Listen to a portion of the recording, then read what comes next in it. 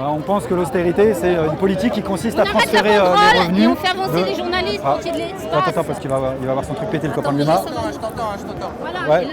il a resté à distance, lui, mais... Non, mais il n'y a pas de souci, c'est pour lui, hein, c'est pas pour moi. J'ai bien compris, il n'y a pas de souci. Pardon, vas-y.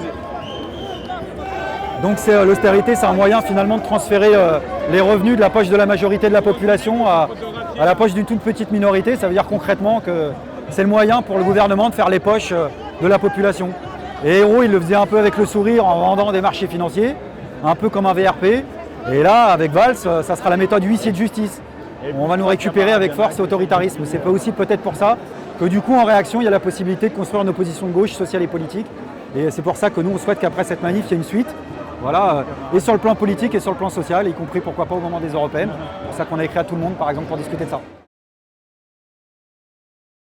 Ouais, là par exemple, déjà sur la dette publique, il faut savoir qu'on pourrait faire quelque chose de simplement démocratique, qui n'est même pas révolutionnaire. C'est faire un audit citoyen, c'est-à-dire une enquête publique pour savoir qui y a derrière les fameux créanciers qui spéculent sur les déficits publics.